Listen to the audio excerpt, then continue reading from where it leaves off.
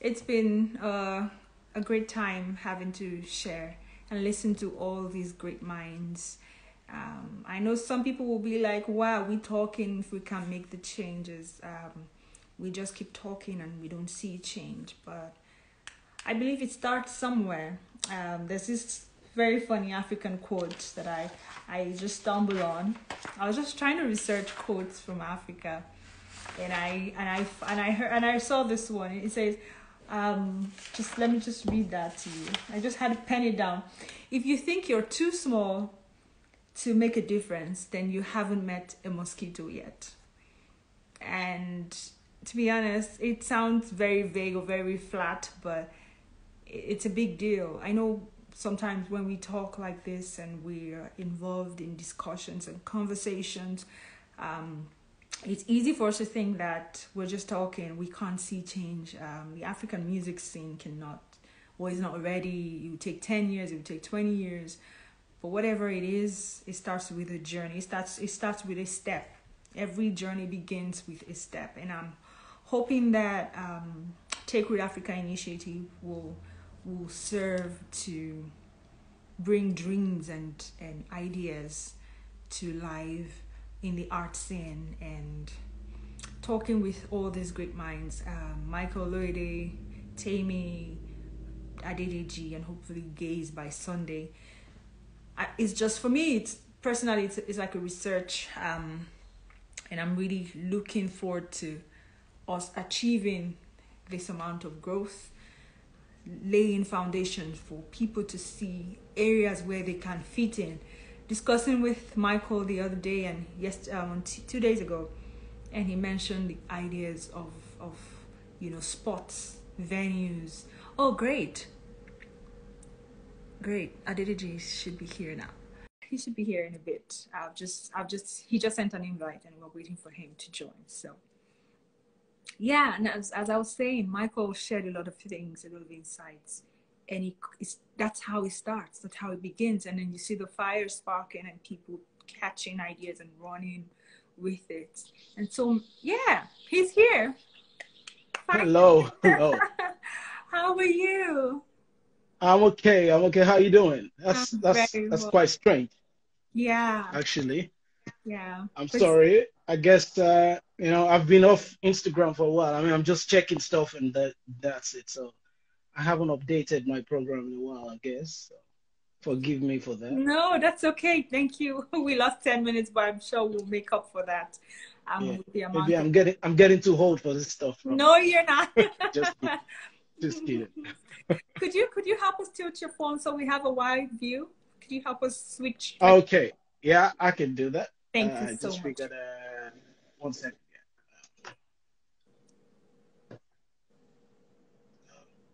Okay. Just give me a minute. Thank you. I hope that is not asking for too much. No. It's fine. Sorry. Usually I try to do it like that, so it's not how do you say? Not clumsy. But if that's what you want, is that okay? Just a minute. Sorry, I totally forgot to take off my elastics for my braces, so I had to quickly pull that out. Sorry. Okay. Yeah, is that fine? Yes, perfect. But you Right. could raise your phone a bit. If you could raise your phone a bit so it's not cutting off your. Perfect. That works. Is that okay? Perfect. Right. Thank you. Thank you so You're much. welcome. You're welcome. How have you been? My pleasure. Okay, How is trying Greece? our best. How is Athens? How is Greece treating you? Yeah, it's treating okay, We had a Nigerian experience a few days ago. We had some 5 or 6 days of no electricity, because of the snow.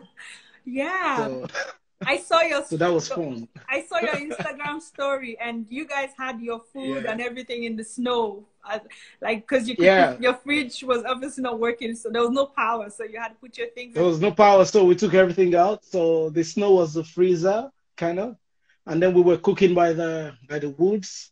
We had the fireplace inside the house, and we're all, the whole family is right in front of the fireplace and trying to get warm. And then we just go from bed to bed.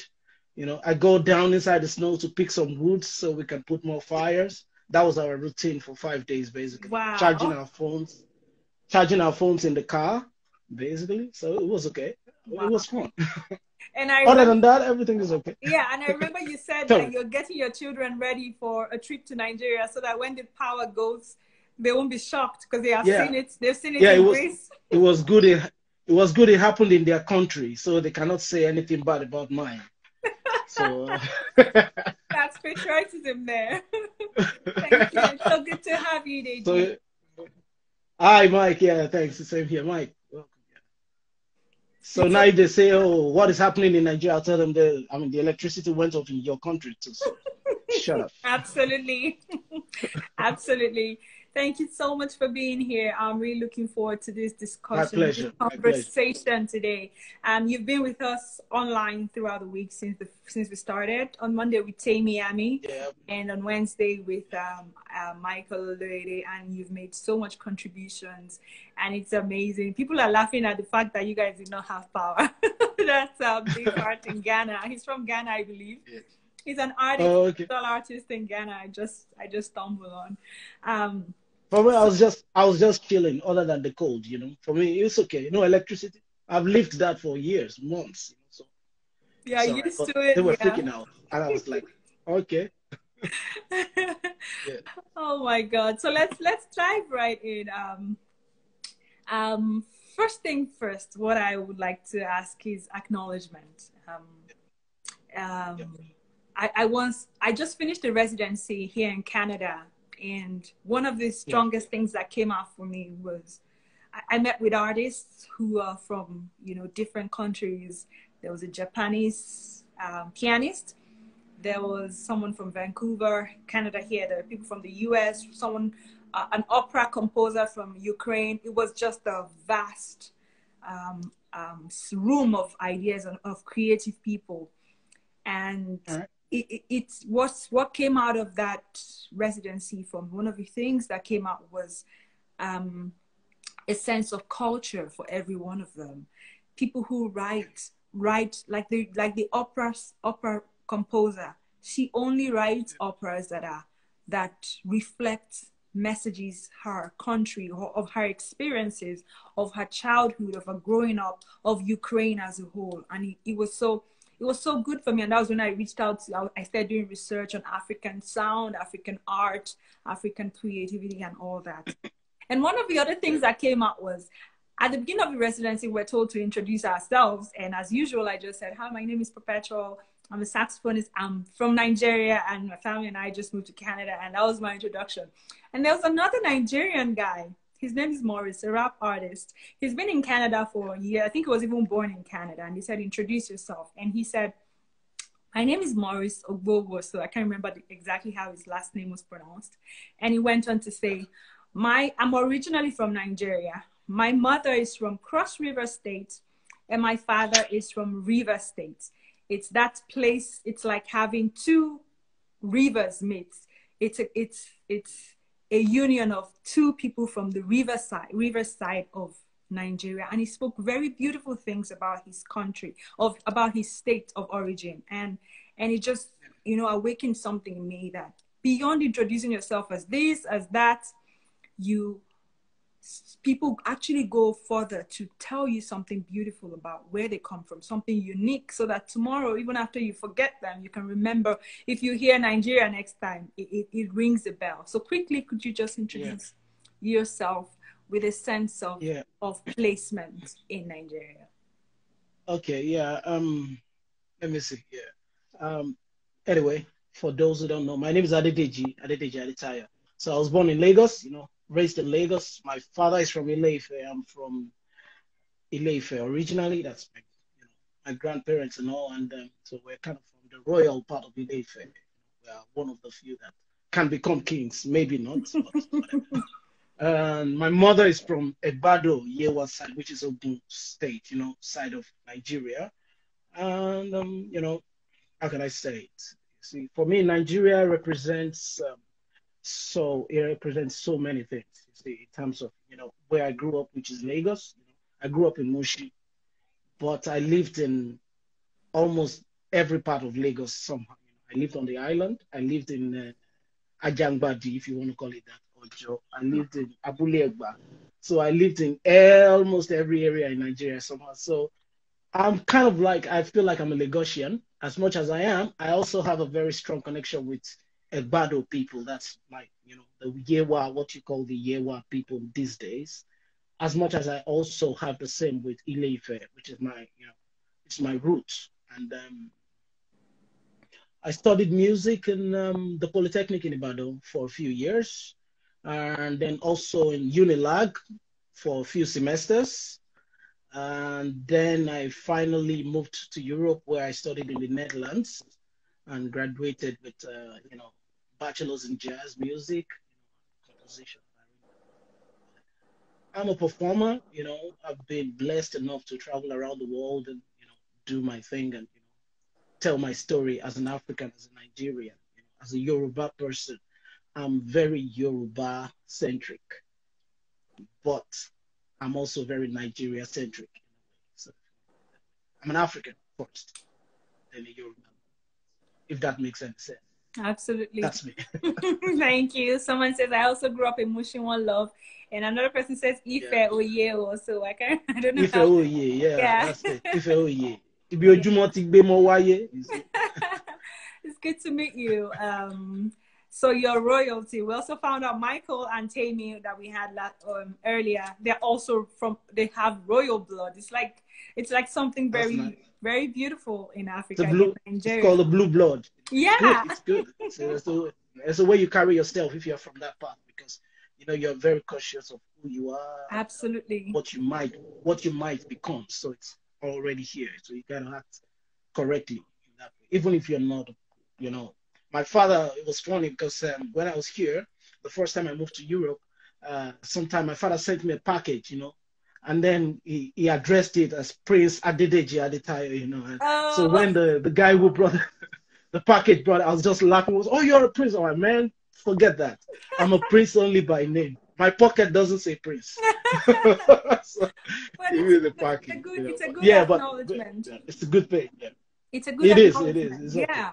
It's like saying, do you know who I am? Like, like watching Coming to America, and this guy is actually a Yeah, prince. It's the next. So yeah. yeah, It nice keeps to you meet you. grounded. It keeps you grounded. Yeah. Absolutely. Absolutely. Nice to meet you. Thank you so much for being here. Same here. So Pleasure. what I'm just gonna find out is, how is the music scene in Greece? Yeah. For you as a black, as an African, as a Yeah. Nigerian, being in a foreign land, how do you see the Yeah. music scene there? Are you able to break in or make impact? I know you mentioned Lagbaja being in Greece one time and leaving a good impression. Can you tell us about your experience as an artist Yeah, being actually, in a foreign yeah, state? actually, to correct that, Lagbaja was not in Greece; it was in Groningen. That's Okay. the city where I studied in the Netherlands. But yeah, Greece, um, it's got its sides. So I'll tell you something. There's something about Greece and Nigeria.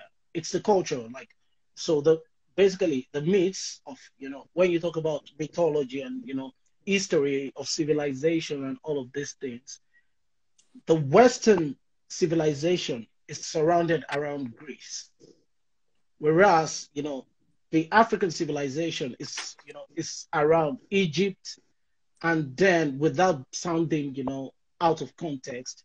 So when you want to talk about slavery and all those things, you will talk about a lot of transatlantic slave trade that happened in Nigeria, right? Yes. And most of the people that were taken were Yorubas, from Lagos, from Badagry, from Benin, and of course, there are people also from Calabar and all these parts of Yes. From Nigeria the that were east. taken. But so in a way, the history of the world is kind of like connected with Egypt and Yoruba and Lamurudu and whatever they want to talk about those things. Before this, we started to Christianize and Islamize the history in itself. So basically, what I'm pointing at is that Greece is a very traditional and cultural country. They're very conscious of their history. As a matter of fact, they live it. You see, every aspect of their life is that. So in that sense, their music reflects that a lot. So the biggest part of the Greek music scene is the Greek music, you see. So every other music, like African music or funk or soul or jazz, has to kind of like fight for the smaller scene. However, because of the proximity and the easy access to other parts of Europe, the movement, the freedom of movement around Europe, I've been blessed enough to do a lot of things outside of Greece, even though I have like residencies and things in Greece. So for me, it's been great, and I played with the jazz project. I play with my own stuff where I actually do mostly my original music and African music. Mostly, I started something here that I called Afro Session, which is basically, playing music from all parts of Africa. And I was inviting a lot of African musicians or African kids that are born here in Greece to feature with me. So with my band, and I would write the arrangements or everything for all the bands. So we would play music of, Frank OK from Congo, who's like one of the legends of the guitar.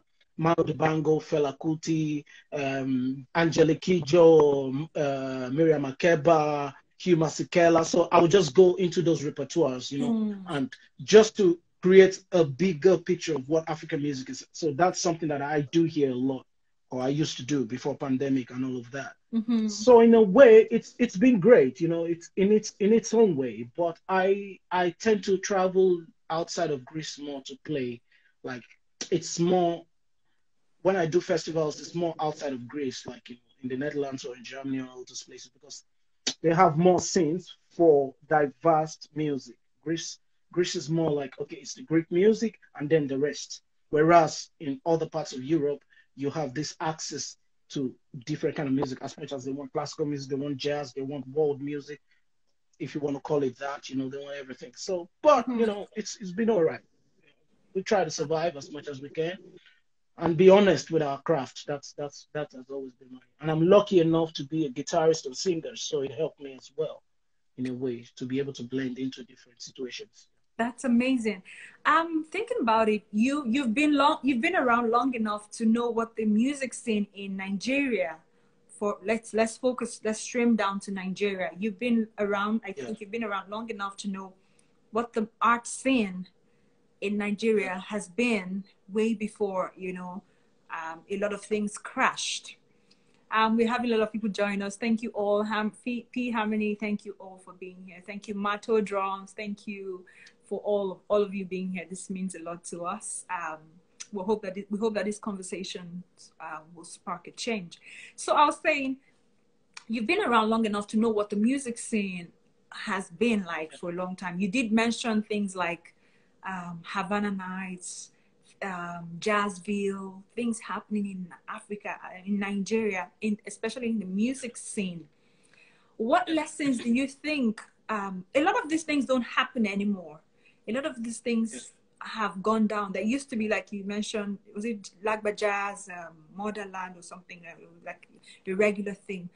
What do you see has changed? What lessons do you think us younger, let's say currently active artists, what are the things you think we can do? I mean, we have so many artists springing up, and Michael did point out on Wednesday that we do not have venues. But even if we say, okay, let's park up venues, how do we make sure that they don't go down the way, historically we've had good times and then everything crashed. We've had, we don't want to repeat the same scenario.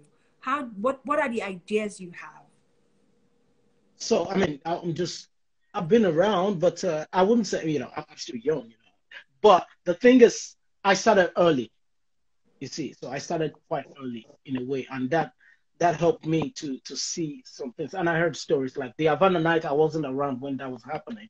The Babas are the ones that did that. But I used to hear stories. My father was a really, God rest his soul, he was a really outgoing person, and he would tell me, you don't enjoy life, in the past. We will go we leave our house he had a Volkswagen. And then, and it says, we'll go from Bobby Benson, which I still saw. There's a Bobby Benson place until the kids I think it's not there anymore. That's on the Ikorodu Road. And he used to tell me, and those places were still there. They're still there. They'll say, we'll go from Bobby Benson, which is in Onukpan. Then from there, after we finish Bobby Benson, we will go to Aria, which is where King Sonia is. It's on the same road, you see. Then after Aria, we'll go to Miliki Spot, which is Ebenezer Obey's place. Then it will take them down to Stadium Hotel, which Olaya is where Olaya would be playing. You see, I met a little bit of that. I didn't see Bobby Benson play live, but even Fela, I was too scared to go, to go and see him. I was still young, and I didn't go to the shrine when Fela was alive, but I saw just right after Fela died, I was lucky enough to see the band trying to regroup and trying to bring everything back. So I saw Shem Kuti when he was, starting the band after Fela's death, like right about 98, 99. So I would go out to see Shehu and the Egypt 80 play at the Den in Ikeja. And then later they moved to Surulere. And then that's on a Friday, right? On a Saturday, I would go to French Cultural Center. And French Cultural Center used to have different artists coming to play. Asha and the rest were still just starting then. And then on Sunday, I would see Kayode Olajide at the Art Cafe, which is kind of like a jazz, sophisticated people. And I mean, it was a beautiful experience for me back then. And I learned a lot of music. My development was basically watching those people. And on some Fridays, I'll go and see Lagbaja. When I started to play, I actually would sneak out of the house to go and see Pasuma play. But the thing is, so those periods, so I was talking the same. I was having a conversation with somebody who was much older than me, and is a professor of music in the US, in Mount Holyoke, Professor Bodiomo Jola. So when I went to perform with him in America, so I was having a discussion with him. So he made a very valid point. He said that after the military rule, like once we had the Civil War, in the 70s or in the 65 up until 70s, with the Biafran War and everything, that everything went down because the whole street was filled with military, soldiers. And the funny thing is, so let us say since 1970 until 2021, the soldiers are still on the street. They haven't left. You see, which is quite funny. Because we would say, okay, yeah, we are in the democratic dispensation, but are we really? Because you still see the soldiers around; they are all over the place. You see what I mean? So that's kind of strange. So he told me that actually affected the music scene for them, because I was asking the same question, like, oh, what happened? And because of insecurity, all the night clubs, night movement is kind of restricted, even though it's not. But you cannot, I'll give you an example. Okay, sometimes here, my performance starts at 10 p.m. in the night or 11, and I can come back to my house at 4, and I don't feel afraid. So I drive from wherever my venue is to my house at 4 or 5 a.m. in the morning. I'm not scared. I'm not like, oh, what if they stop me on the road? What if somebody, so those things play into what happens to the music scene in Nigeria, because for people to actually come out, apart from Nigerians are fun-loving people, so they probably want to come out and have fun. You see what I mean? But also there's a security part. I know that when I was growing up, my mother would tell me, "I go make everybody inside." So if you are home at 7, when are you going to go out to see a live show? Even when I visit home and I come back at 12, they're like, "Oh, you are too late," but it's just 12 p.m. You see, so these are some of the things that first we have to deal with. We have to deal with insecurity to start with. And that also we need venues that would support different kind of music, because all these places I just mentioned, everybody was playing different kind of music. Everybody. Bobby Benson was high life. You see, Sonny was juju, different kind of juju actually. Ebenezer Obey was a totally different kind of juju. Adeolu Akintoye was doing his own kind of high life. You see, Fela was doing his own thing, the Afrobeat thing. Shina Peters would do his Afro juju. So, and you still had all the reggae guys trying to come up, all the Michael Chris who were doing like American pop style Nigerian version of what it is they were doing. So basically what I'm pointing at is then there was so much diversity in sound. Actually, it was a taboo for you to sound like any other person. You see what I mean? Like if Sonny Ade sounds like Ebenezer, they'll be like, you sound like, check out the Fuji guys. All of them sound different. Wow. You see, so it's actually important for you to bring your own thing on whatever style of music you're playing. So You see, that's why creativity is on demand. it's important. It's important. Even in Fuji music, that's why Wasiu Ayinde did his own kind of classical Fuji, because he didn't want to sound like Barrister. You see, and Barrister didn't want to sound like Kollington, even though they were all playing Fuji music. There's the importance in trying to create your own sound. So even back then, those people were cautious of those things. Today, unfortunately, I mean, there are people who are they're distinct in there. There are some guys, doing. But my point is like right now, it's like in Nigeria, the sound is one thing. It's only the same. Afrobeats is the only Afrobeats with the S. It's the only sound that people can actually have access to on the radio. And for me, that actually kills development of any other music that might happen in that country. You see what I mean? I'll give you an example. In Ghana right now, there's like 4 or 5 Ghanaian bands that are touring around the world, Europe to be precise. And they are playing their own version of High Life. And everybody's different from each other. Wow. And they're touring. They're playing festivals. They're playing jazz clubs. They're playing everything right now. There are about 5 bands that I know. I know some of those guys who are playing. You see what I mean? But they're still playing Ghanaian music. And they're not actually on the radio. So because in Ghana, there are places, there are spots that people actually go. So basically my point is we need to find spots that people that are really, really interested in developing underground sound. You see, it never used to be underground. Juju is not underground music. Juju is Nigerian music. You see, that is Nigerian signature right there. Fuji is Nigerian music, so it cannot be alternative or underground. That is our shit.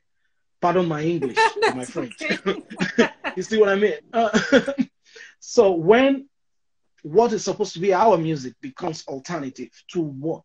To American sound. So for me, that's a little bit weird, because for the music to develop, you need audience.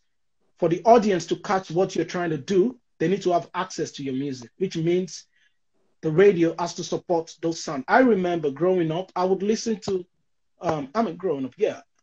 I would listen to Adédèjì, I was in love with his stuff. And even while Adédèjì was doing his thing, Lagbaja was doing his thing, there's this other guy, I forgot his name now. Anyway, there were all of them, Daniel Wilson, Mike Okri, all these people had a distinctive sound. And they were doing different kind of music, but they were still Nigerian music. You see, and they were still Nigerian sounds. Don't get it wrong.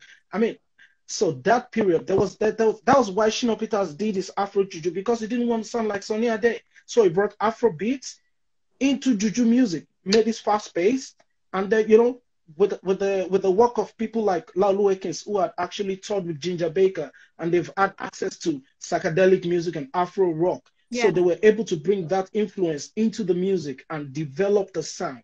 You see, and so if you check out the sounds of the 70s in Nigeria, those guys were not joking. They were already using all these effects that we are using now. Say, man, check this. Those guys were playing rock then. They were playing funk. They were playing, I saw an interview where Bootsy Collins was saying, man, we went to Lagos and those guys were funky as hell. And we were telling fellas guys like, man, you guys are funky. You guys are the shit.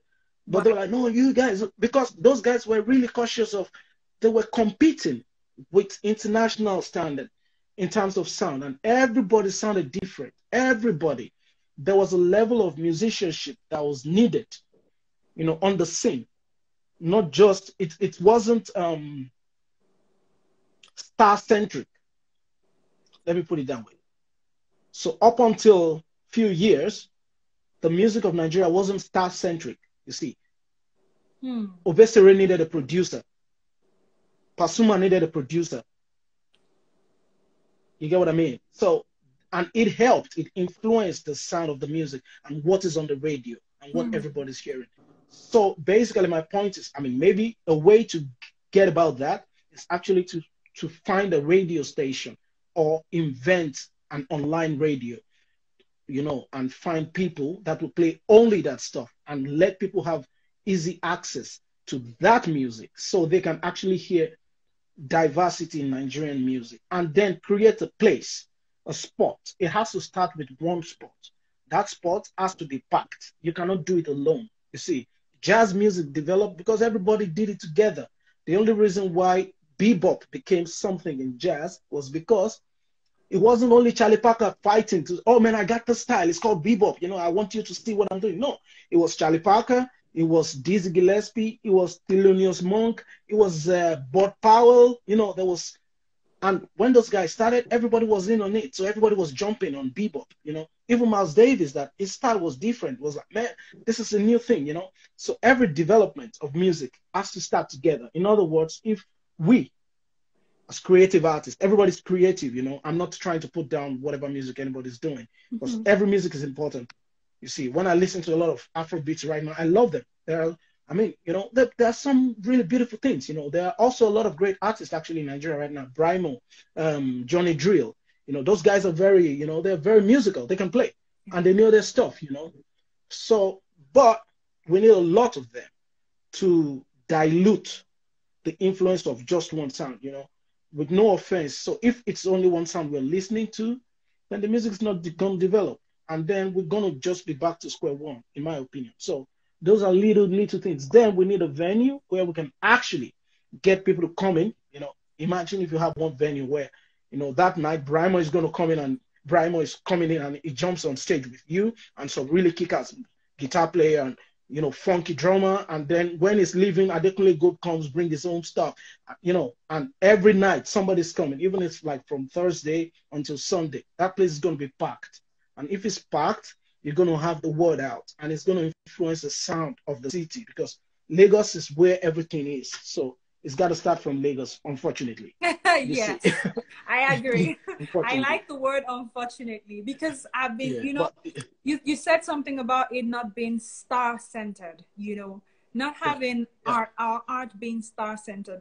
Yeah, you did mention when we were chatting yesterday, you mentioned something about the comedy scene, about the hip-hop scene, and how they work together and how they've grown together, and how, you know, being on your own, this individualistic mentality, if there's anything like that, this running on your own may not be the best way. And you gave examples of Scotch Bonnet. Could you just take us through that so the audience can, you know, can listen to that? So, I mean, maybe I'm just an observer, and this is how I see it, you know, growing up again in Lagos, and seeing how all these things happened overnight. So for me, I remember there was a time, you know, where the only few comedians we would see was Ali Baba and what's the other guy? Not even Basket. It was Ali Baba. Then later, no. It was Ali Baba, and then later T.A. came. Benga Denyika was around, but there was another guy. I forgot his name. Okebakasi. You see, and Basok Tyra Jr. So there were a few comedians they were actors that came a little bit, but Ali Baba was the face, right? And then over time, Alarm Blow, and over time, Alarm Blow actually came with Charlie Boy's show. You know, Charlie Boy's show was the house for a lot of people, because with Charlie Boy's show, he was showing a lot of interesting cuts. You know, so basically, and I started to see how slowly, because I was playing a lot of contemporary parties then. You know, so it was Ali Baba that would be invited, and he would bring one person. You know, maybe like basket match. So when Ali Baba has to go to another show, so yeah, you take over.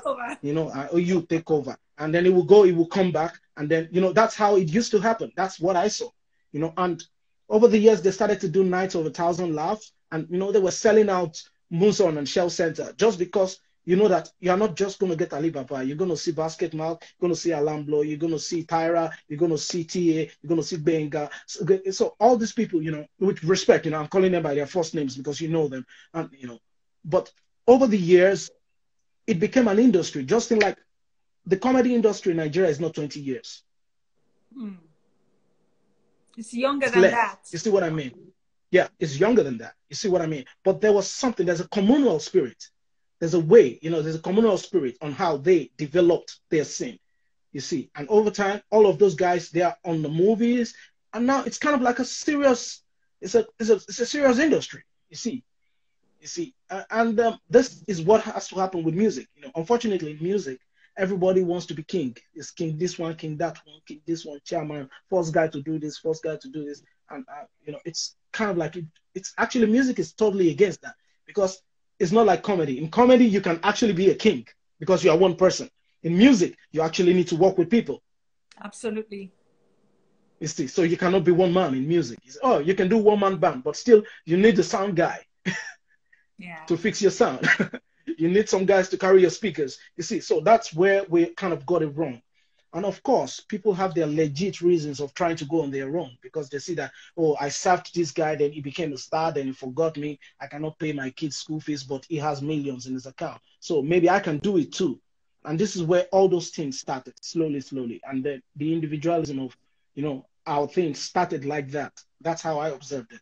So basically, what I'm saying is, even if there's a star, of course, we need a leader. We need few people who are like the front people, people who are really talented, or people who have something to say, you see. And then we have to find a way to support those people and then build a scene. But at the same time, I want to see a band. So I'll give you an example. Look at Miles Davis. So Miles Davis, for instance, he always hires the best musicians. And all of those musicians, they end up becoming something after leaving Miles. You see, Coltrane, Tony Williams, Herbie Hancock, Wayne Shorter, all those names that I'm mentioning, they end up having their own thing. Wow. Chick Corea, who just passed away. And when you hear all the things that these people have, so basically, Miles Davis was the school. Yes, absolutely. You see, for them to develop and for them to, go ahead and become something. And Miles Davis doesn't go hating them for becoming something. He actually supports what they're doing. So we have to start acting like that without pointing or without saying names. Those things never happen in Nigeria. I can't think of any major artist in Nigeria that actually guided or mentored people that became something. I mean, if you know one, you can tell me, or the people who are listening to me can give me a. If you have an idea, please let us know because I can't think. Give me an example. Give me an example. Like, oh, this guy started here and then he became this, and this person supported him. Wasiu Ayinde would be the only person that you can kind of point to, but even he kind of like, he wouldn't agree. He would, it was in a different capacity with whoever he was working with. So he had to go his own way to do his own thing. So basically what I'm saying is there's no continuity. It's the same thing with our system of governance. You see, a governor will come today, he would build I was passing in Oshodi some while ago. There was a place where they built and called it a park at the center of Oshodi for kids to come and play. I'm like, which kids are going to play in the center of Oshodi in the park? Where's the security? Who's going to take care of them? You have all these rugged guys around. I mean, I grew up in that area. I'm not saying it's, before you do that, you have to fix the area. You have to fix the people. The funny thing is another governor came, it completely canceled. And then so whatever they built there with millions of naira, they had to scrape it. And now it's not there anymore. Sorry, someone said you don't, official boss says you don't have to think it. Definitely no single soul. And then Benjamin Adewale says Raskimono. What do you think about Raskimono? Yeah, but Raskimono came from where? So it has to be from who? Because I don't know. That's what I'm asking. A lot of musicians Raskimono was the face of reggae. And the people that became something from reggae, they were not members of Raskimono's band. It wasn't like Baba Frayo was playing with Raskimono, then he became Baba Frayo because of Raskimono. Okay. You see, Raskimono, of course, helped. But he helped with people who were doing that style of music. They were all trying to push it together. I'm talking about a single artist that actually a member of his band became something. Yes, we lack that. Hi, Real Babs. Did I see you? Sorry. Someone is waving. Yes, fine. Yeah, and not only becoming something, and you are really supporting that person and say, this is my prodigy, this is my work. And because that's the way continuity can start. That's where we can go ahead and actually build the thing. What I'm saying is, so I gave you an example. If you look at Quincy Jones, Quincy Jones, he produced Michael Jackson. And then Quincy will start bringing a few people like, oh, there's this star. I like what he's doing. Tevin Campbell was a product of Quincy Jones. You see, if you check out what's the other guy, Babyface was a product of Quincy, and other people came through Babyface and they built a scene. Absolutely. So there has to be some kind of continuity in every area, not only popular music, also classical music. You see, in every kind of music in Nigeria. I know that we are very, very particular. Everybody's in a way we are insecure. it's a kind of form of insecurity. Mm. We wouldn't acknowledge that. But I'll give you something. The hip hop guys are like that. And that's why they are winning the games. Because the hip hop guys, you see, Marvin, Don Jazzy, the band. Then from them, people like Olamide came. And I remember when Olamide was coming up, the band was really like, oh, that's my dude. I don't know if you worked with him, but there's that thing in the hip hop guys. You see, MI and the rest of the crew, Prince and all these guys. You see, there's that thing I'm talking about, and that's why they will always win the game. The same thing with Davido. He's bringing a lot of people with him. You see what I mean? Yeah. Guess it's an African thing. Yeah. So you see, and that's why the hip hop guys are winning the game, because they are applying that thing that I'm talking about. You see, the comedians did that. So you're saying, you see, okay, but like a King Sunny Ade now, you can't, yeah. You're saying you can't point to a prodigy. I don't know any. Wow. I don't know any. So mentoring, unfortunately. Yeah, just like Benjamin just said, no mentoring to raise others. So it's a big deal. Yeah. Beyond, Michael mentioned venues, creating spots so that this art can thrive in Africa, in Nigeria, in Lagos, and all across. But beyond creating venues, in addition to creating venues, we need to create the scene. And you were talking about support, the communal spirit, which is very rare. Like if say a Michael Loede or a Gaze Baba was doing a gig right now, a performance, a live show, how many of us can actually say, this is where I'm going to be? We're all in support of this production. Ayo Ajayi is doing a musical on Fela Arrest the Music, or someone else's, how many of us can actually say, keep yourself aside, and we're pushing this art. So and don't ask for free tickets. Absolutely. You have to go. You have to support. Don't ask for free tickets. Just be there. But it's hard because some artists are still trying to stand on their feet. So I can excuse a few, but I get the point. It's a communal spirit. Be there to support the art, to push it, not because of yourself, but because of the culture. You do it for Kunle Lemoshe says Shina Peter came from Prince Adekunle. Yeah, that's a valid point. You see, Prince Adekunle and the cats after Prince Adekunle during that era, they were the people that actually they were doing the same thing. So Peter King, you see, Peter King, what's the other guy? The saxophone player that used to fix saxophone in Ojo Elegba.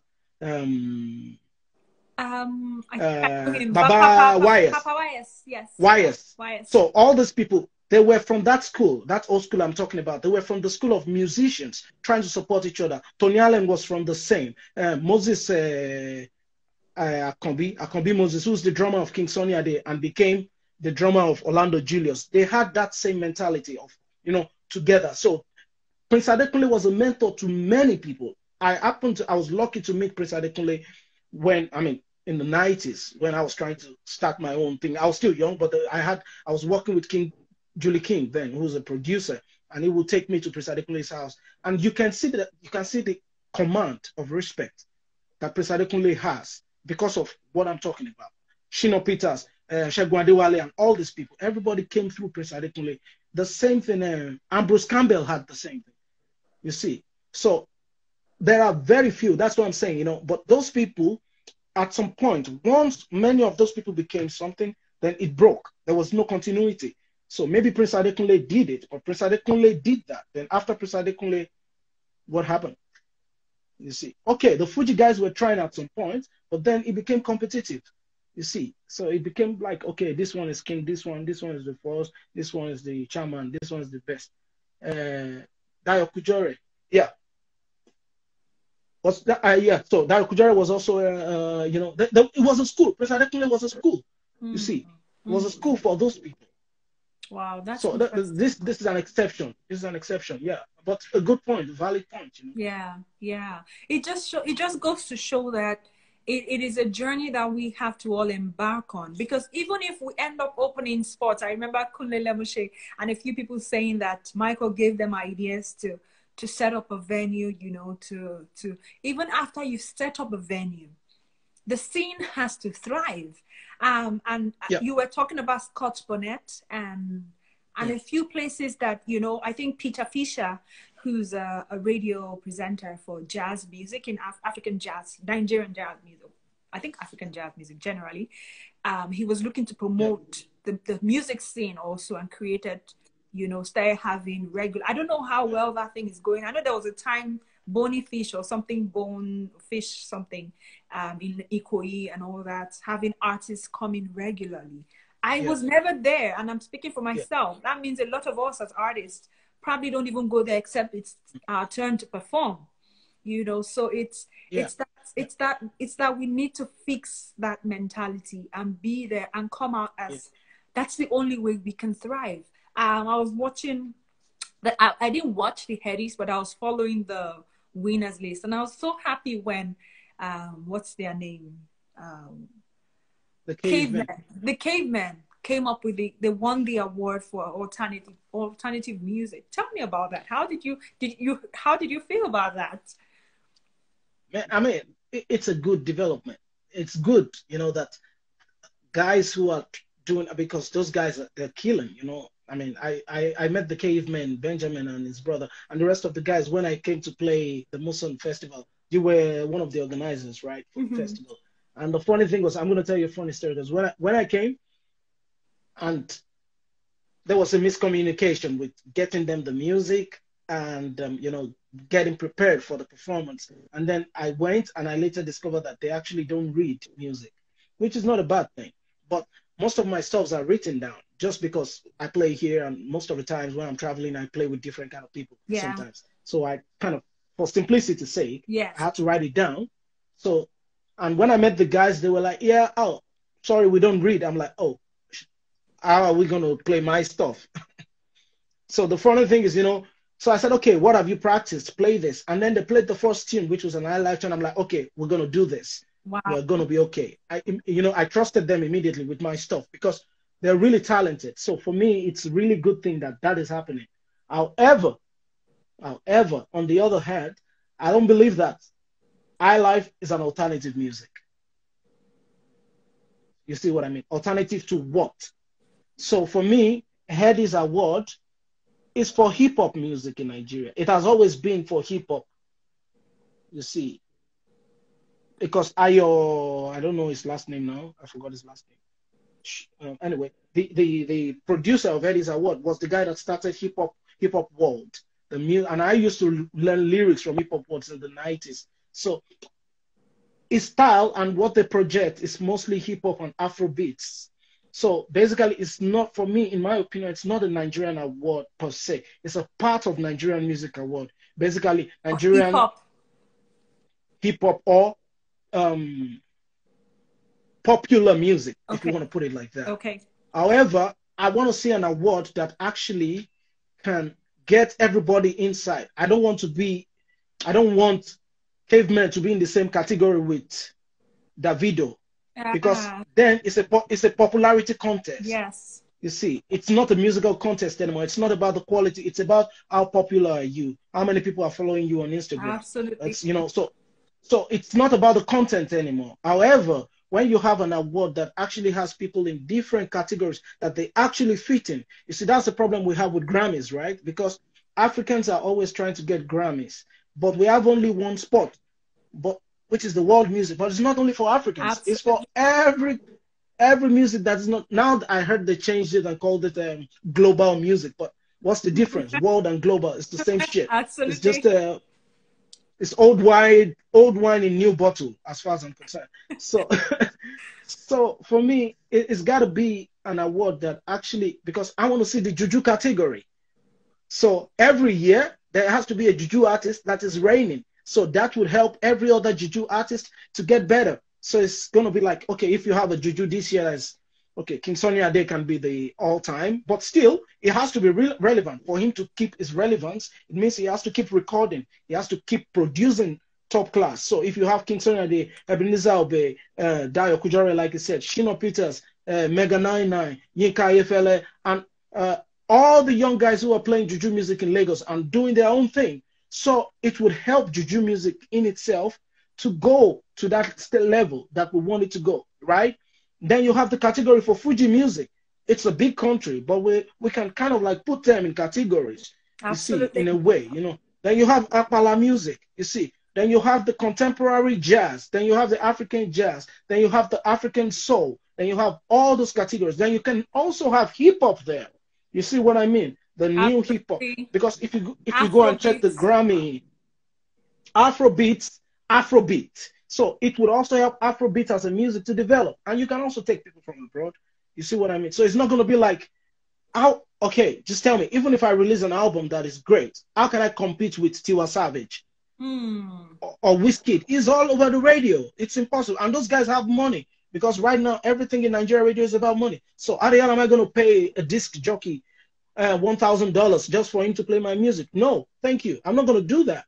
You see what I mean? Because here, I don't have to do that here. Here, I send my music out. People listen to it. They play it on the radio in Japan, in New York, everywhere. And then I apply for festivals. I go and play the festivals, play a small jazz club. So even though I want the radio play, I'm not going to use all my life savings just because I want to hear play in Nigeria.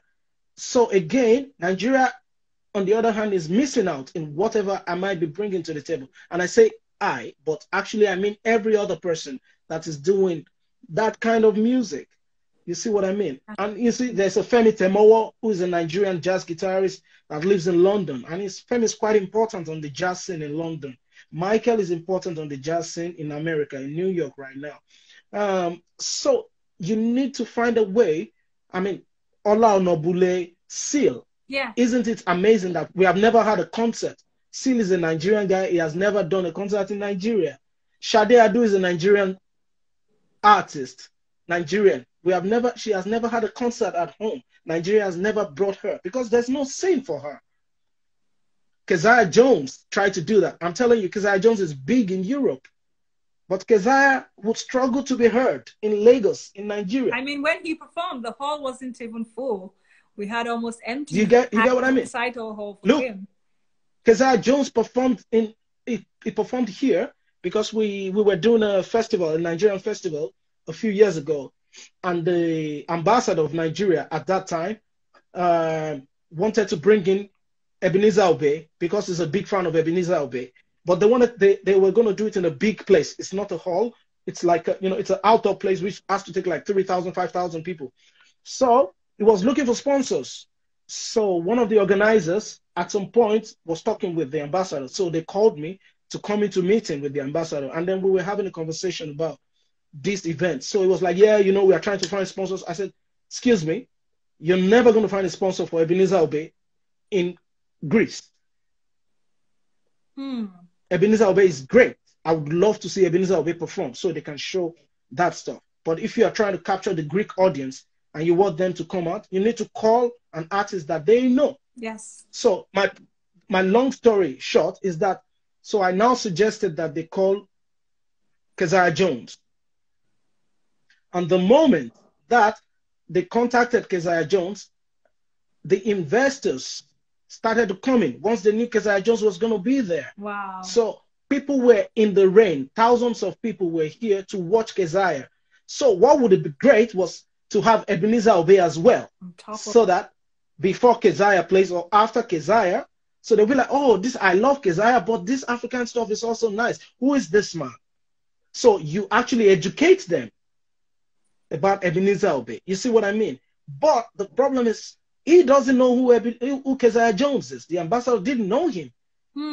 So you need a cultural department of people who are not going to be biased, who are not going to be just putting their own people and the people they know on the scene and talk about. You see what I mean? So you have to, because look, if Russians discover that there's one Russian guy anywhere in the world that is doing something unique, they're going to drag him home. I tell him, come. You see what I mean? We are always happy when we see Anthony Joshua. But if Anthony Joshua was in Nigeria, it would never have made it. Nigeria would have quenched its whatever he wanted to become because of the way the system is built. So those kind of things are important. We need people on the grassroots who are not going to be biased, who are going to try to get to the root of the whole thing and try to actually support creativity from the core. That's so profound. You Let see me what I mean? just take the comment. Yeah. Oh, somebody says Blowfish. Yes. Yeah. So Blowfish is that hub in Ikoyi. I remember my friend Phoebe and used to perform Okay. there. And most of my music is Okay. written. That's Adédèjì. And someone mentioned Anima Shaun. Yeah. I guess when we're talking about something. Yeah. Ayonima Shaun, that's the guy from. I'm Okay. not seeing the comments, but it's fine. Yeah. Okay. Ayonima Shaun is one of That's the D Major guys from. 7. Okay, and then Yeah. Adeoba Records 2019 said, "This is wisdom coming to us for free of charge. Free of charge. Thank you, Adeoba." And he says, "Thank you, Adédèjì." You're welcome. Benjamin Adewale says, "But this is destroying live music in Nigeria." Yeah, I think he's talking about when someone says Soros, okay, deja vu, my man. Anyway, so what you just said is so profound. And as we round up, I want to bring it back home to our artists. You know, Yeah. when I was in secondary school, just before, I think we're in final years, SS3 or so, just before our exams, our principal came out and said something that I didn't like that she said because I hated those words, but it was so true. And she said, not everyone in this, as you're about to write your WAEC, not everyone will go to the university now. Not Absolutely. everyone will go. Some people will go to the polytechnic. Some people will end up helping their parents sell in stores. Some people will go into business. I didn't like the fact that she said not everybody will go to the university because I wanted to go to the university. But she was so right. In my case, I didn't go to the university immediately. I had to first go through an NCE thing. And I think my university was just a few years ago. So my point sharing this is not every artist will end up on stage. And that's why I bring up beyond the stage. Not every artist, even if you studied performance, not everyone will end up, right away. Eventually, sometimes you might be on stage, but not everybody will be vibrantly on stage, on the scene. Yeah. There are so many fields that we may be neglecting as artists. Now I'm so thankful that most musicians and creatives are going into productions. Most actors are going into script writing. Adédèjì does musicals, productions of musicals, which is so, he's not on stage as a pianist performing every now and then, but he's creating something unique. There are a few people who will be like stage solo artists. Some people will be band session members or session players. Yeah. Some people, there are so many industries we may be neglecting, and that comes from journalism, from music critics or art critics, writing, script writing, scene writing. We're probably neglecting even policy making. You're talking about having someone in the cultural department who will not be biased. Who better to fit that role than a creative person?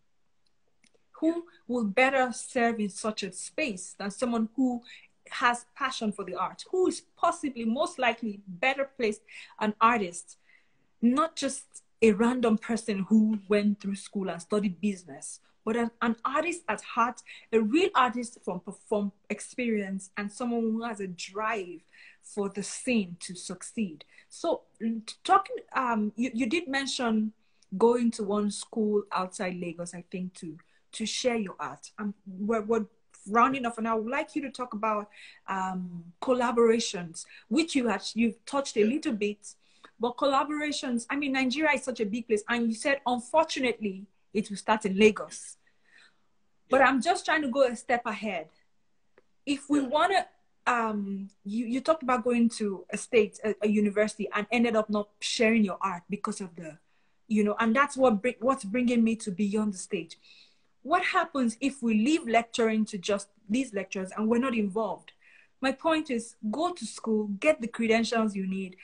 If they're looking for a lecturer, be available, because you can change the scene as a creative. If they are looking for someone in the government, be ready, be prepared, be available, be qualified for it. Study it the best you can if you are cut out for that, because not everybody will end up on stage. If we all chase the stage and abandon other critical aspects, even the things we are chasing, there will be no one to strengthen it. So it's a very big industry that we might be neglecting. So tell me what you think about this cultural interjection, like collaborations. You know the reason why everybody wants to be on stage? It's simple, and I'm going to tell you, it's money. You see, and I'll tell you what I mean by that. You see, so if I'm working with a specific person, I'm giving all my blood and tears, yeah, and sweat, let's say, and then at the end of the day, I don't have anything to show for it. But I know I could actually compete with this person. So in my mind, I'm like, okay, why is he giving me this kind of money? Myself, I feel doing what did they do? I know if you do. So that's exactly. But so going back to what you said, so if all those sectors, because it's huge, there are many works, but at the same time, people have to be decently, they have to be given what they deserve. You see what I mean? So if I know that I could work as a sound engineer and be contented with what I'm getting, I could work as a production manager and be given what I'm supposed to get. If I know that I could work as a soundtrack artist, I could work as a producer and get what I deserve, then I don't actually have to be in front of the stage. I'll give you. So when I was playing in Nigeria, I used to have a juju band when I was like 12, 13 years old, and I played it for many years, right? So I had my juju band, and I discovered that when we were playing around 18, 20 years old, I was like, guys. So around the time, because I was kind of honest. You see what I mean? So in other words, if they bring the money, I will share everything like we should take. Oh yeah, in fact, the musicians are the ones that will share the money and say this is yours. You see what I mean? So, but the problem, the stress was too much for me. So around that time, Ayoban Kole called me to come and play because he needed me to sing some high life, and I was a guitar player. So when I went to play with Ayoban Kole back then, and I played 25 minutes show, he gave me like 20,000 naira back then. I was like, oh shit. So I could actually do this less work and take this money. I know they do juju again. No? So immediately I stopped my juju band because I was like, man, why do I have to go through that and be in front of the stage, sing for 4 hours and praise all these people for this shit, crap money? No, I don't want to do that. So my point is that the moment that I realized that I don't have to be in front of the stage of Ayobankole, I could actually be a backup guitarist and still get what I deserve. I dropped that. I Absolutely. dropped the idea of being the leader in my band. Of course, some people will still go through with that or be dishonest and get more money and give the rest of the guys. I'm not trying to say I'm the best. I'm just trying to explain why everybody wants to be in the front. The reason why everybody wants to be in the front and nobody wants to follow is because they see that the people in the front are actually the reason why. Have you wondered why almost the whole Nigeria wants to become president? Nobody wants to become a councillor because the real Absolutely. thing is there. You see what I mean? So everybody wants to go to that top, you see, without following the grassroots and following, because you probably won't get what you deserve. So going back to what happened, so there was a period where when I came to Nigeria to perform, so I took a few friends of mine from Nigeria and said, hey guys, let us go to Ife to give a masterclass. We had arranged that before I left. We were talking with a guy who apparently, I don't know what happened. He probably didn't give the information to the right person. But when we got there, the head of the department was saying, no, that he didn't get the information, so you cannot give a masterclass. So it was me and Mila Luoye, who's from England. So I was like, man, this guy is from Middlesex. It's a distinctive graduate from there. I'm from the Netherlands. I just graduated from my bachelor's. I played here, which this is our resume. We are not just making maths. I know what I am. I know what I've done. You see, I don't have to blow my trumpet. So we were trying to, but he wasn't having it. Wow. And the whole school, all the students, they were enthusiastic just seeing us because they saw my video, they know me, and they were like, oh, are you going to give us masterclass? So we are so looking forward to it. So it basically didn't make that happen. And we drove back to Lagos because the other guys were like, oh, guy, they just. So there's this, I know there's this criteria, there is this, what we always call a protocol, which sometimes is just a dubious way of saying, if I'm not in control, you cannot do this. Yeah. Protocols is always like that in Nigeria, unfortunately, because it's not actually for the best of the department or for the best of where they are. So sometimes those protocols actually is the problem with Nigeria. Protocols is what happens when whatever happened in Lekki hasn't been solved, when they want to open the place and nobody has actually resolved anything. Nobody has resigned. That's protocol. You see, you want to do this? Okay, we don't want to shut up.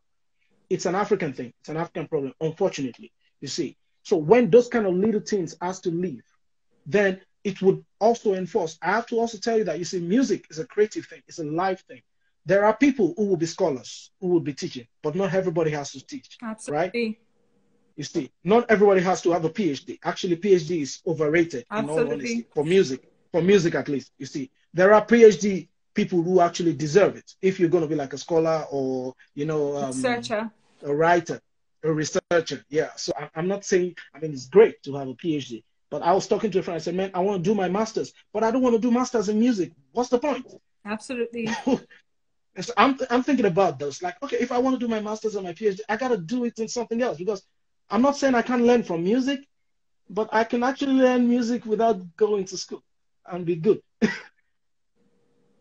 You see, I can because it's a mouth to mouth thing. It's a tutoring thing. So we have to start to because Nigeria is we have a lot of PhD doctors. We have doctors in Nigeria. We have engineers in Nigeria, but we cannot make toothpick. We have all these graduates and PhD and this one and that, and they would tell you the first thing they will tell you is I'm a doctor. Put doctor something in front of my name. Doctor. I said, okay, so I've met 16-year-old doctors here. Absolutely. 18-year-old who have already finished their PhD when they were 16. So it's nothing to them. But we are in a society where we actually value those things more than we value what we can bring to the table. Okay, doctor of music, can you freaking play high life? Can you improvise? Can you analyze this thing? Can you play? If you can't, my brother, sorry, your doctor don't mean anything no, because Pasuma's doctorate is more important to me than yours. Mm. You see what I mean? So for me, that's how I see it. So once we start to see music like that, it would help us because I was telling a friend of mine, there's a big barrier between the scholars of music and the performers of music. Yes. You see what I mean? You see what I mean? It has always been, you see. So in the beginning, so the scholars are the ones that went to school to study. And they are usually the people with doctorate or with bachelors, and they tell everybody. So most of them, if you're lucky, you go abroad and then you go and teach ethnomusicology there. If you are not lucky, you're going to teach in a rich man's school in Victoria Island. Yeah. Right? This is what happens. Am I wrong or right? You're right. You see what I mean? You're right. But then I would say, yeah. when you know what it is you're doing, you're good in your craft. Yeah. But you know that you're being good in your craft may not get you a seat at the table to make the required change. Because we still live in a country that celebrates certification. When you're so good, and you want to make an impact, but you're being good without some proof to give you access. Say, for instance, you want to change we're talking about improving the art scene in Lagos, for instance. We're talking about that. And say the Lagos state government the governor is looking for a commissioner for that department. He's looking for someone who is grounded in cultural activity, someone who is a culture, like an advocate who is interested in the culture and is very good in his craft. Yeah. Who will they go for? As much as you're so good, and there's you who's good with, so I feel like there has to be that balance. Don't get me wrong. Certification is important, okay? But certification by the wrong person, it's deadly. Absolutely. My father used to say, a stark illiterate is better than a semi-illiterate. And what it means is a stark illiterate, somebody who is illiterate, he knows he's illiterate. Somebody who is semi-illiterate is the worst. You cannot convince him because he will tell you, look, I read it in Google. It's in this one. Look. They would fight you. So certification by let me give you an example. Baba Fela Showande, he was a learner. He was a scholar. T.K. Phillips, they were scholars. Ayo Bankole's father, they were scholars. But those people, they respected the traditional music. They understand the importance of traditional music. You see what I mean? They were as cultural. We have a lot of scholars who are very Western-centric. You see, they don't know African music. They just know Bach and Mozart and the history of music. Absolutely. So for me, that's not a scholar. That's a scholar who can actually compete in the Western world. But that's a one-eye man king in the country of the blind. So people like Fela Showande, they were certified. That was why I went to school to study, because I'm like, okay, I could already play, but I need to know more, and I'm still learning. God willing, I will do more. I'm not actually discouraging that, but I want to see a university in Nigeria we had this conversation. I was talking to a friend. I said, okay, you studied in LASU, you studied music. How many years did you spend in LASU? 4 years. I said 4 years. 4 years. I said, from your 4 years, how many months did you learn African music in all of your 4 years? Probably one semester. So what were you studying? So you spent 4 years studying Western music, but we have not been able to develop Fuji, high life, funk, Afro soul, Afro beat. You don't bring Femi Kuti to come and teach you how Fela arranges his bass. You don't bring Dele Shosimi and tell him, Baba, can you explain these things to us? You didn't bring Tony Allen. Tony Allen is lecturing all over Europe, all over the world before he passed away. You see what I mean? So there is place for certification, but whoever is being certified and is in that spot has to respect the traditional stuff enough to say, okay, look, oh, I don't know this thing. Can I bring this Baba from the village to explain it? Absolutely. You see, so this is what happens in this part of the world because, okay, they would bring certified people. In my school, there were people, my lecturers, some of them were certified, but some of them were not. There were people who grew up, they played, Wow. but they can play actually. But over the years, they said, okay, I have to upgrade my certificates because right now, if we had encouraged that, a lot of people will be studying Apala in music because we think Apala is just Apala. You see what I mean? But because we never encouraged that, so the Fuji guys say, Martin Lossi, if I go to Unilag to study music now, they just be doing me, I don't want that now. I'm a Fuji artist. So you discourage him from He actually may not developing even his graduate. music. He may not even pass. You see what I mean? History So this of is where Baroque will not allow him pass. Exactly. I was bored my first year in Unilag. That's why I left. Because my first year, they were teaching me the history of Greco-Roman theater. And I was like, what the hell is this? Why do I care about Greco-Roman theater? I'm not saying they are not important, but all the emphasis were placed on those things. Greece is not learning about Yoruba theater. They are not learning about Ubat Ogunde. It's a secondary thing for them. So Greeks will probably come to Nigeria to learn about Ubat Ogunde and Duro Ladipo and all the important theater people. Because for them, this is like, whoa, these people actually did this. So they would come to study that. But when they come, they can't find it because where they are coming, we don't even have it. Oh, shoot. So you get my point right now. Absolutely. I'm not discouraging certification. I'm not discouraging it. I mean, it's a great thing to do. I'm just saying that it has to be, you see, the whole curriculum, the system we have to fix it somehow and actually be Afrocentric about it. You see, if you go to America, you're going to go and study jazz. It doesn't mean in Julia, you would study classical music, but you would study contemporary music. You would study Miles, you would study Charlie Parker, you would study Broadway, you study their music. In Nigeria, you don't actually do that because who's going to teach you? They're probably going to do it in the first semester because they don't, what are they going to talk about? Oh. So if we cannot learn African music in Africa, where are we supposed to learn African music? That's so true. That's so profound. You get what I mean? Yes. Thank you. So that's what I mean about that part of education. Thank you so much for that. Let me quickly take this comment. Adante says, musicians in the diaspora should promote their works also at home in Nigeria, particularly on local TV. I think he was talking about music videos, doing videos and all that. And Gaze Baba is here. Thank you, Gaze Baba. Then Dr. J Drum was probably laughing at something you must have said. I'm sorry I didn't see that early. And Kunle Moshe says very true. Gaze Baba says brilliant. And Adante says, honestly, Deji, you are hitting the nail on the head. I just pray we get it right. The creative industry in Nigeria is a gold mine. Yes, absolutely. This is amazing. We're not trying to, what they say, spread our dirty linen. We're looking within because in the end, wherever you end up, wherever we end up as Africans, you will always be an African. And you want to have a successful tribe to go back to. You want to have a tribe to introduce your children to. And it's amazing that wherever we go, wherever you find yourself, people talk about Africa and sometimes you don't even have enough content to share with them. And you want to be able to talk more about it. And we have to create the resources. It's like you saying, where else are we supposed to study African music, if not in Africa?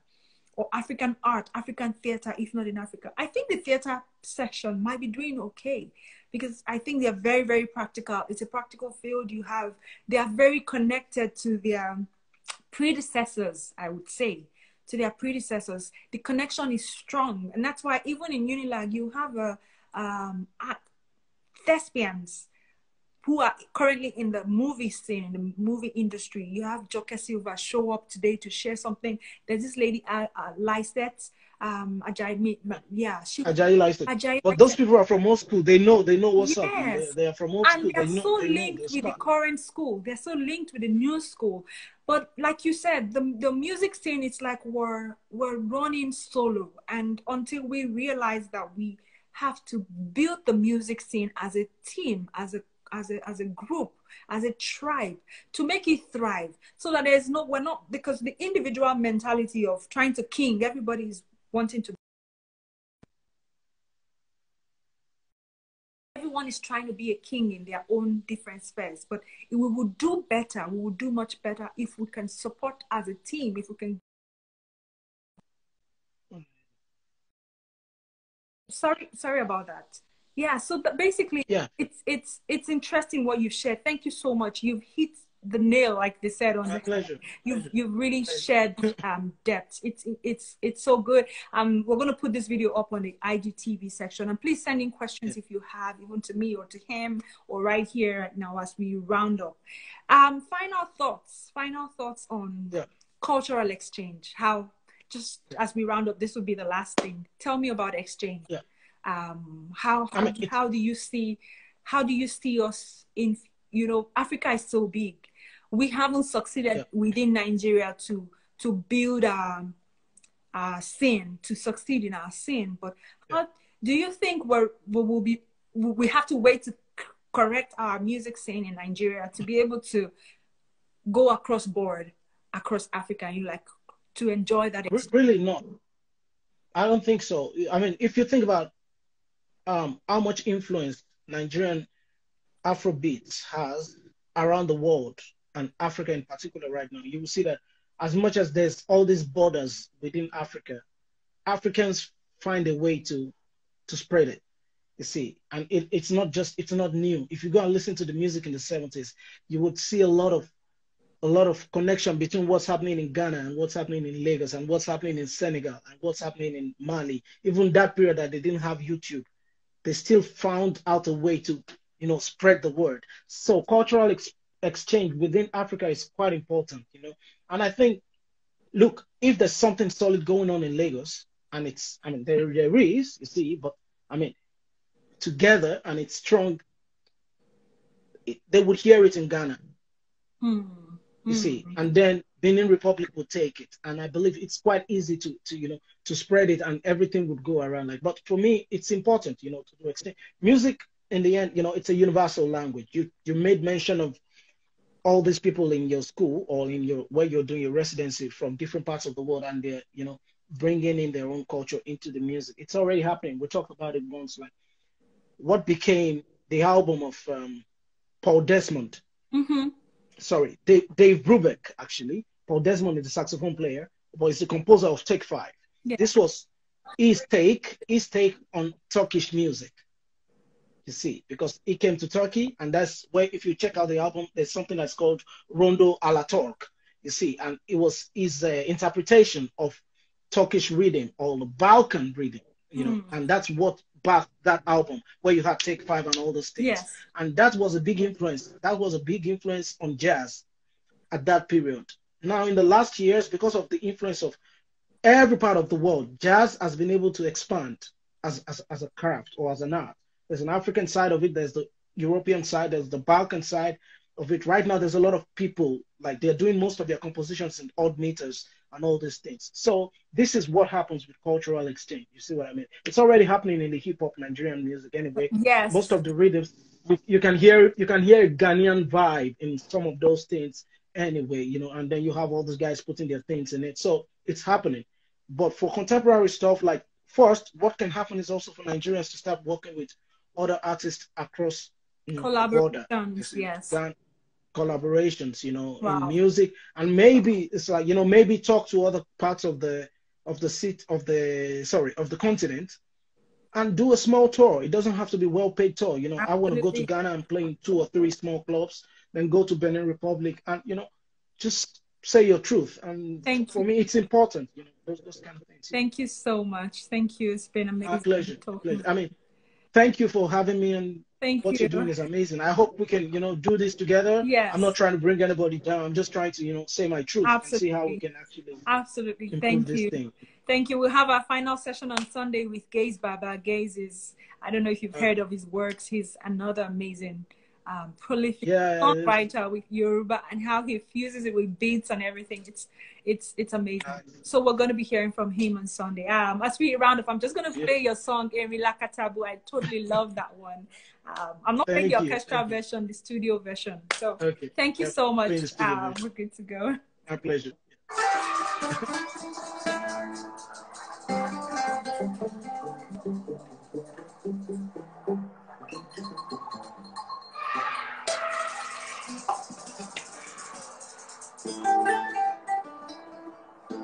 Thank you, everyone, for joining today. Thank you so much. Thank you, Peter. Thank you, Major. Enjoy the music.